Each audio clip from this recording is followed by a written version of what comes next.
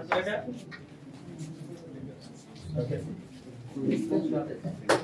Photo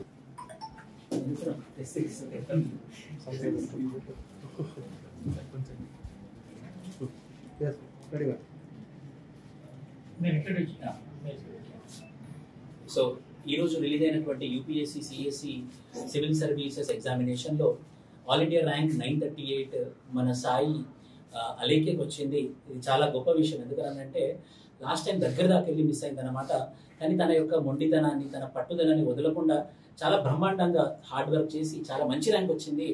కానీ ఫ్యూచర్లో మళ్ళీ ఎక్కువ అటెంప్ట్ ఇస్తుంది, మంచి ఇంకా బెటర్ 100, ఎందుకంటే she deserve below 100 rank. So దానికి కూడా మళ్ళీ ప్రయత్నం చేస్తుంది. కానీ ఇప్పుడైతే మేము ఈ విజయాన్ని మేము చాలా సంతోషంగా, చాలా హ్యాపీగా సెలబ్రేట్ చేస్తున్నాం. Alekhya, we are very proud of you from Vishnu IAS academy. వాళ్ళ తల్లిదండ్రులు, మదర్ వాళ్ళ యొక్క ఆశీస్సులు తన మీద, సాయి పల్లవి మన సాయి అలేఖ్య మీద ఉంది.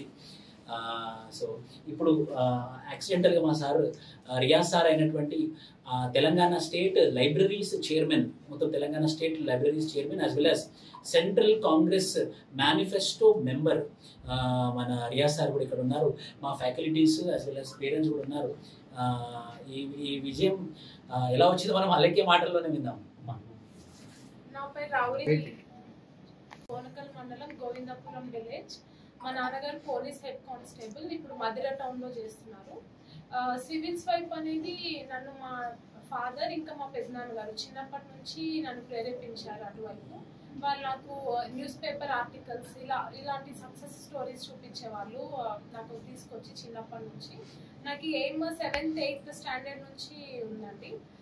దానికోసమే నేను ఇంటర్ ఎంపీసీ చేసిన తర్వాత BA చేశాను. తర్వాత MA రూరల్ డెవలప్మెంట్ చేశాను బనారస్ హిందూ యూనివర్సిటీలో. అంటే ప్రాక్టికల్ కోర్స్ చేయాలని అది చేశాను. దానిలో పార్ట్గానే నేను ఛత్తీస్గఢ్లో ఇంటర్న్షిప్ చేశానండి. అది నక్సల్ ఏరియా, బస్తర్ ఆ ఏరియాలో. ఆ తర్వాత 2019 నుండి సివిల్స్ ప్రిపరేషన్ స్టార్ట్ చేశాను. నాకు ఇది 5th అటెంప్ట్. ఫస్ట్ 3 అటెంప్ట్స్ నాకు ప్రిలిమ్స్ కూడా అవ్వలేదు. 4th అటెంప్ట్లో ప్రిలిమ్స్ అయింది, మెయిన్స్ రాశాను.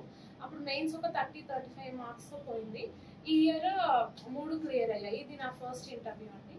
అయితే నేను 3 years ముందు విష్ణు సార్ దగ్గరకు వచ్చాను ఆంథ్రోపాలజీ కోచింగ్ కోసం. అయితే సార్ టెస్ట్ సిరీస్ తీసుకోమని చెప్పారు. నేను అందరితో పాటుగానే రాశాను. అంటే మెయిన్స్ నాకు అప్పుడు ఇంకా మెయిన్స్ రాలేదు, సారీ ప్రిలిమ్స్ క్వాలిఫై అవ్వలేదు నేను.